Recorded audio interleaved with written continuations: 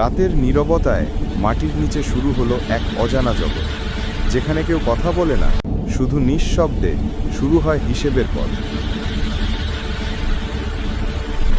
হঠাৎ এক ভয়ানক আওয়াজ শোনা গেল।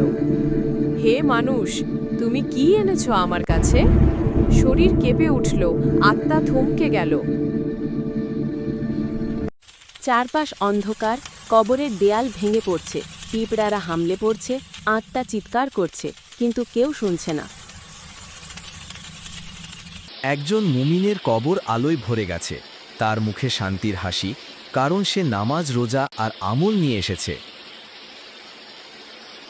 আর এক কাফের আত্মা আগুনে জ্বলছে, চিৎকার করছে। কবর তার জন্য হয়ে গেছে আগুনের ঘর। এটাই কবরের আযাব। তুমি কি প্রস্তুত সেই রাতের জন্য, যেখানে আলো নিভে যাবে, বন্ধ হয়ে যাবে সব দরজা, আর শুরু হবে